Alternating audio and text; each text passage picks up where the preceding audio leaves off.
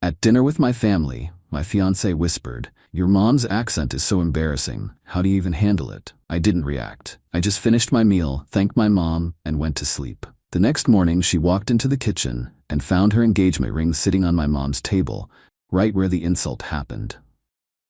My mom has been in this country for 40 years, but she still has her accent.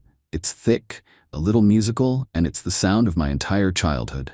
It's the sound of her telling me stories, of her teaching me how to cook, of her cheering me on at soccer games. To me, it's the sound of home. To my fiancé, it was apparently a source of deep, personal embarrassment. The end came, as these things often do, over a meal. It was Sunday dinner at my parents' house, a tradition we'd held for as long as I can remember. My fiancée, Brooke, had been going for the 2 years we were together.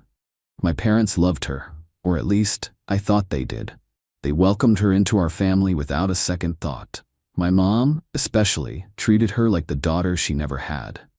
That night, my mom was telling a long, funny story about her first job in America, how she'd misunderstood an order and accidentally sold a customer a broom instead of a loaf of bread. Her accent gets stronger when she's excited, and she was in full storytelling mode. We were all laughing. Or, I thought we were. I glanced over at Brooke. She wasn't laughing. She was staring down at her plate, a tight, pained smile plastered on her face.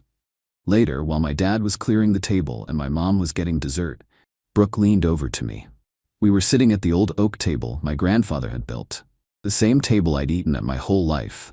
She whispered it, and she sounded like a total snob.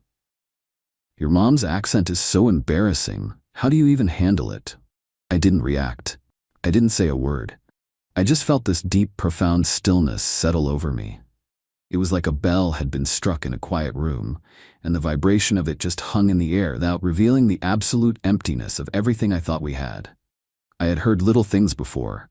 A quiet sigh when my mom would call, a slight eye roll when my dad would tell one of his old country jokes. I had dismissed them as Brooke just being tired or stressed from her job at a high-end art gallery. I was wrong. It wasn't stress. It was shame. She was ashamed of my family, of me. My mom came back with a cheesecake she had made from scratch, Brooke's favorite. Brooke took a slice and told my mom how delicious it was, her voice dripping with fake sweetness. I watched the performance, feeling like I was seeing her for the first time. The meal finished. I stood up, went over to my mom, and gave her a hug. I thanked her for dinner, told her I loved her, and said I was feeling tired and was going to head home. Brooke followed me out, waving goodbye to my parents like nothing had happened. The drive back to our apartment was silent. I could feel her looking at me, probably expecting an argument or an apology. I gave her neither. When we got home, I just said I was tired and went to bed. I didn't kiss her goodnight. I lay there in the dark, my back to her, and made a decision. The next morning, I woke up before dawn. I got dressed quietly, went into the living room, and took the engagement ring from the little dish on the mantelpiece where Brooke kept it when she slept. It was a beautiful ring, a vintage piece I had spent months searching for. I drove across town to my parents' house. I used my old key to let myself in. The house was dark and quiet. I walked into the dining room and placed the ring on the oak table, right on the spot where she had leaned over and insulted my mother. Then I went back to the apartment to wait. Brooke walked into the kitchen around 8, looking refreshed. "Good morning," she said, as if it were any other day. "Are you still in a mood?" "I'm not in a mood," I said. "I just dropped your ring off at my mom's house." She stared at me, her coffee cup halfway to her lips. "What are you talking about? Why would you do that?" "I left it on the dining room table," I said. "Right where you insulted my mother and everything she is. You can go pick it up on your way out." "We're done, Brooke." The confusion on her face slowly morphed into outrage. "You're breaking up with me over a whisper? I was just being honest. It is embarrassing." "No," I said, and my voice was calm, but it was a calm that had jagged edges. "You were being a snob.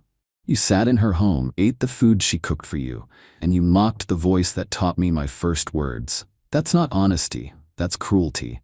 And I'm not going to build a life with someone who is cruel to the people I love. So yes, we're done." She didn't cry.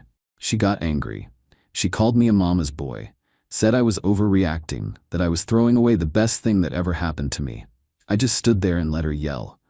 When she finally ran out of insults, she just said, "Fine, I'll be out by the end of the week." I thought that would be the end of it. I was naive. The first escalation was financial. We had a wedding planned for 6 months from then, and we had put down some serious deposits, mostly from my savings.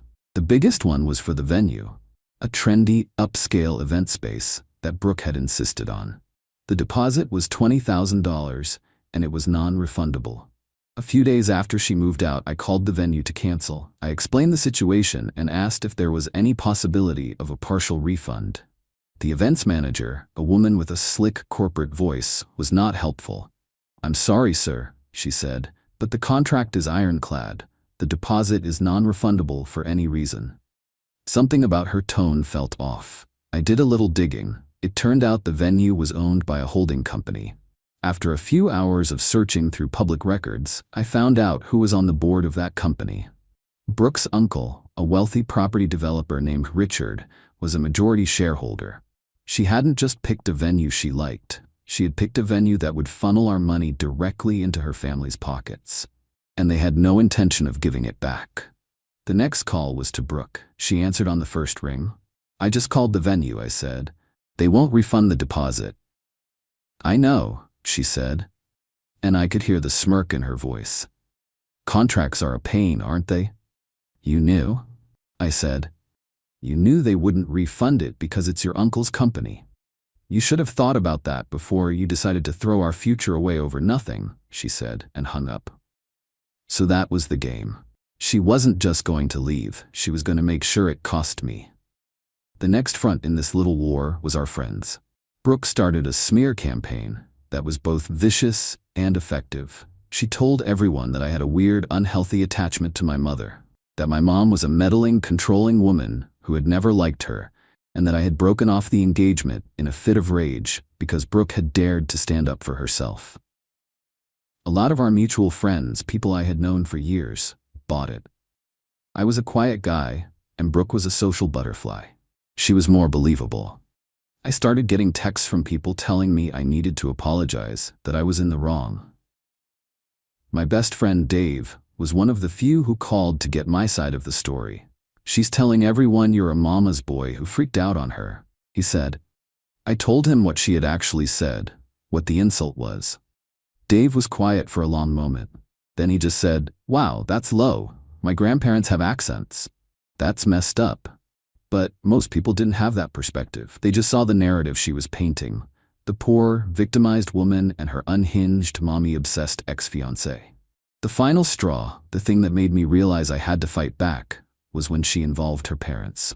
Her father, Robert, a condescending corporate lawyer, called me at my office. He didn't yell. He was worse. He spoke to me like I was a child he was disappointed in. "Son," he said, "Brooke is devastated. And frankly, my wife and I are deeply concerned.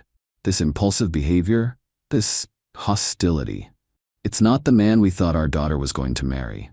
We've invested a lot in this wedding, emotionally and financially. We expect you to make this right."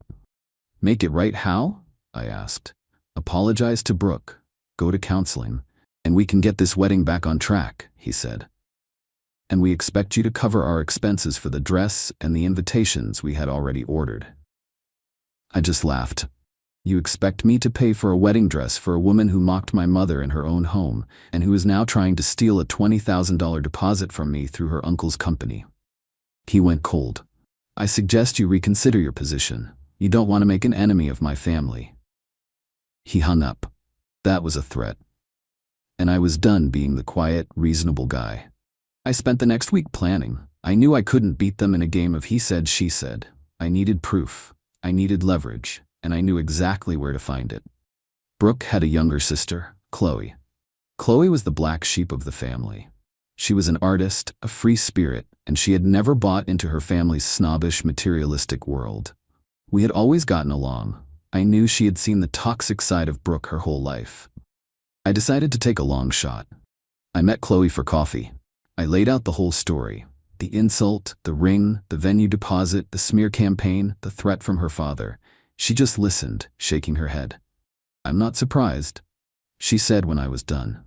Brooke has always been like this. She's a user. My parents taught her how to be one. They see people as assets.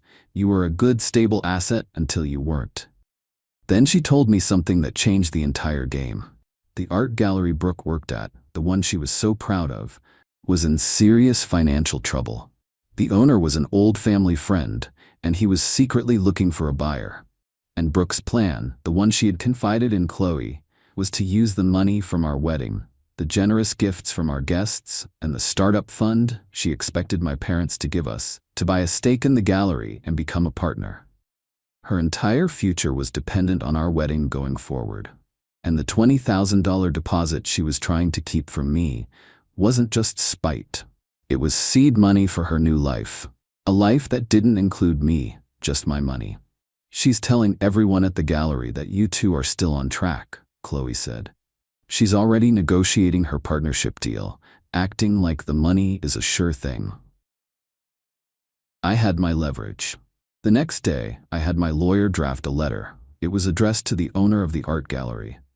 The letter was simple. It stated that I, as the primary financier of the wedding, had canceled the event. It stated that there would be no wedding gifts and no startup fund from my family. It stated that any business agreements made with Brooke on the assumption of these future funds were based on fraudulent misrepresentation. My lawyer also included a little note mentioning that I was aware of the gallery's financial difficulties and that I was personally considering new investment opportunities in the local art scene. I didn't send the letter. Not yet. First, I called Brooke. "We need to talk," I said, "about the $20,000. She was smug. "There's nothing to talk about, it's non-refundable." "Here's my offer," I said. "You tell your uncle to refund my deposit in full by the end of the week. In exchange, I won't send the letter I've prepared for your boss at the art gallery, explaining that the wedding is off and that the money you've promised him doesn't exist." The silence on the other end of the line was the most satisfying sound I had ever heard. "You wouldn't," she whispered. "You insulted my mother in her own home," I said. "You tried to steal $20,000 from me. Your dad threatened me. Your friends slandered me. You have fundamentally misunderstood the kind of man I am. Try me." I hung up. 2 days later, the full $20,000 was wired back into my account. The story could have ended there. But it didn't. Her father, Robert, was not a man who liked to lose. A week later, I got served with a lawsuit. It was a frivolous, ridiculous suit for infliction of emotional distress and breach of promise to marry. He was trying to bully me into a settlement. He was trying to drown me in legal fees. My lawyer, a guy who had been through a nasty divorce himself, just grinned when he read the papers. "This is a gift," he said. "They've just opened the door for us to countersue. And we're not just going for legal fees, we're going for damages." The next 6 months were a slow, grinding legal battle. Robert's strategy was to delay, to file endless motions to try and wear me down. It was expensive, and it was stressful, but I refused to back down. And during this time, something unexpected happened. Qley, who had been effectively disowned by her family for talking to me, became a real friend.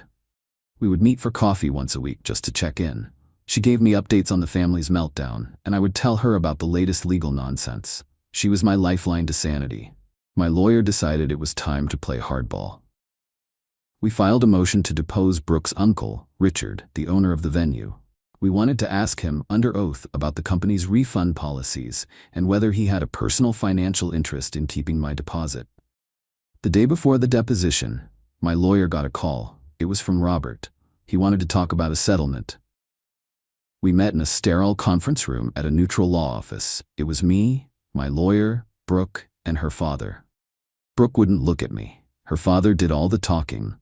He offered to drop the lawsuit if I signed a non-disclosure agreement and agreed to walk away. My lawyer just laughed. "Here's our offer," he said.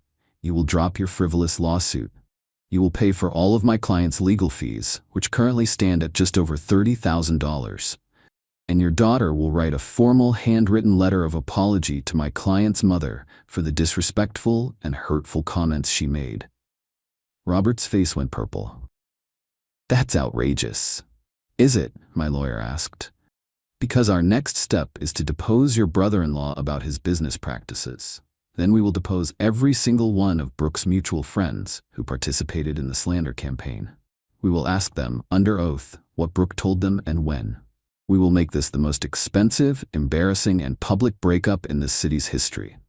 Or, you can pay the fees, she can write a one-page letter, and we can all go home. Robert looked at Brooke. She just stared at the table. He knew he was beat.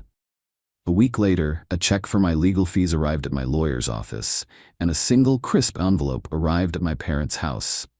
It was the apology letter. My mom read it, then she just put it in a drawer. "It's over," she said. "We don't need to think about it anymore." But there was one final piece of fallout. Qley called me, and she was in tears.